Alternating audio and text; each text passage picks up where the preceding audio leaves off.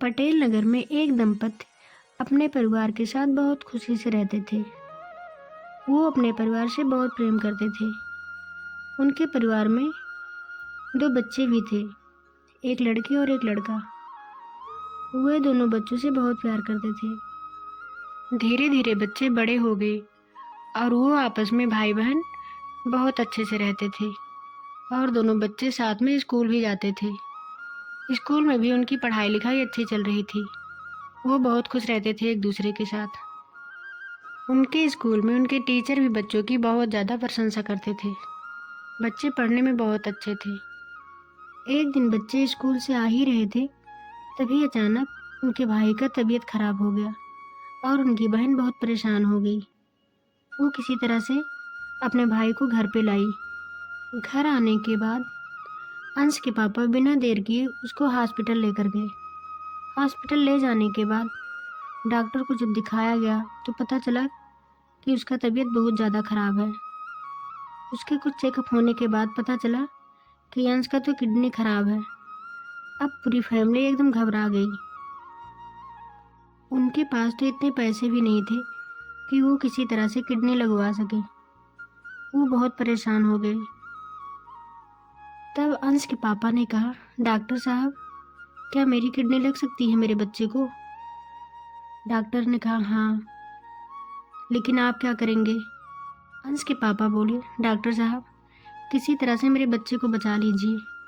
मेरी एक किडनी लगा दीजिए मेरे बच्चे को, वो ठीक हो जाए। डॉक्टर ने कहा, ठीक है। फिर अंश के पिता ने अपनी एक किडनी अपने बेटे को दे दिया और उनका ऑपरेशन भी सफल हुआ और अंश भी कुछ दिन में धीरे धीरे ठीक हो गया। अचानक एक दिन अंश के पापा का तबीयत बहुत ज़्यादा खराब हुआ और उनको डॉक्टर भी नहीं बचा पाए। फिर उनका स्वर्गवास हो गया। फिर अंश की मम्मी बहुत परेशान होने लगी। वह गांव में इधर उधर जाके काम ढूंढने लगी, क्योंकि उनके ऊपर 2 बच्चों का भार जो आ पड़ा था। उनकी पढ़ाई लिखाई और खर्चा भी देखना था। वो अकेली माँ बेचारी क्या करती। वो बेचारी माँ अपना हिम्मत नहीं हारी और अपने बच्चों को अच्छे स्कूल में दाखिला दिलाकर अच्छे से शिक्षा दिया। अंश और आयुषी धीरे धीरे बड़े हो रहे थे। अब उनकी स्कूल की पढ़ाई खत्म हो चुकी थी। बच्चे अपनी पढ़ाई करने के लिए कहीं शहर में जाना चाहते थे, लेकिन उनके सामने पैसों की कंगाली होने के कारण वो अपनी माँ से कुछ बोल ही नहीं पाते थे। एक दिन अंश और आयुषी बात कर रहे थे, तभी उसकी माँ ने सुन लिया और वो सोचने लगी कि हम अपने बच्चों को कुछ बनाएंगे। फिर उन्होंने सोचा, चलो क्यों ना हम दुकान कर लेते हैं। हम मोमोज का दुकान करते हैं, जिससे कुछ पैसे आएंगे और हमारे बच्चे अच्छे से पढ़ भी लेंगे। अंश की माँ बहुत ही होशियार महिला थी और उन्होंने मोमोज का दुकान कर लिया। उनका दुकान बहुत अच्छे से चलने लगा। धीरे धीरे उनकी दुकान पर बहुत भीड़ होने लगी और पैसे भी अच्छे आने लगे। फिर उसके बाद उनकी माँ ने कहा, ठीक है, अब मैं अपने बच्चों को बाहर भेज देती हूँ।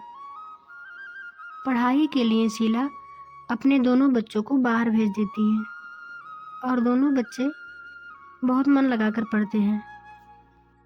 फिर धीरे धीरे बच्चे बड़े होते हैं और उनकी अच्छी जॉब भी लग जाती है।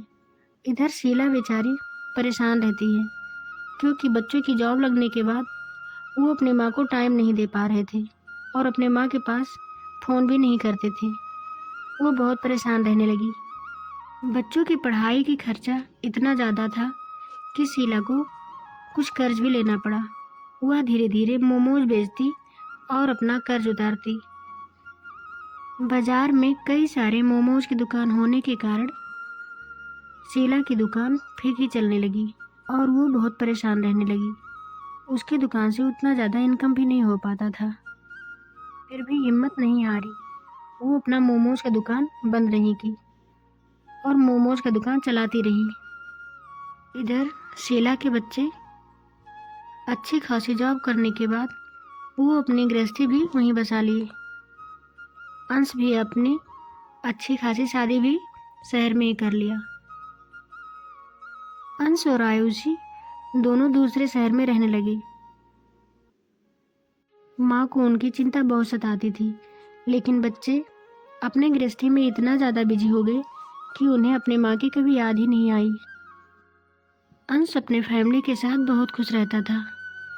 फिर अचानक एक दिन ऐसा हुआ कि अंश की जॉब भी चली गई और वह परेशान होने लगा। उसको समझ में नहीं आ रहा था कि अब वो क्या करे। फिर उसके दिमाग में आया, क्यों ना हम अपनी माँ के पास चलें। माँ का तो मोमोज का दुकान था, अच्छा खासा चल रहा होगा। अब हम अपने माँ के पास ही चलते हैं। अंश और उसकी पत्नी जब घर पहुँचे तो अपनी माँ से बोले, माँ मुझे माफ़ कर दो, मुझसे बहुत बड़ी गलती हो गई। अब मेरी जॉब भी पहले जैसे नहीं रही, वहाँ अपना खर्चा निकालना ही बहुत मुश्किल था, इसीलिए हम घर आ गए। अंश की माँ बोली, नहीं बेटा, हमने तो तुम लोगों को देखते ही माफ़ कर दिया। अब तुम लोग आराम से यहाँ रह सकते हो, हमारे काम में भी हाथ बटा सकते हो, क्योंकि अब मेरी उम्र भी हो गई है, मुझसे उतना काम भी नहीं किया जाता है। फिर अंश और उसकी पत्नी मिलकर दोनों लोग अच्छे से मोमोज की दुकान चलाने लगे और फिर अपनी माँ के साथ हाथ बटाने लगे। उनकी मोमोज की दुकान बहुत अच्छी चलने लगी। धीरे धीरे वो बहुत बड़ा होटल भी खोल लिए और फिर अपने फैमिली के साथ बहुत अच्छे से बहुत खुश होकर रहने लगे। उनकी माँ को भी अपना बेटा मिल गया और बेटे को अपनी माँ मिल गई। वो अपने परिवार के साथ बहुत खुश रहते थे।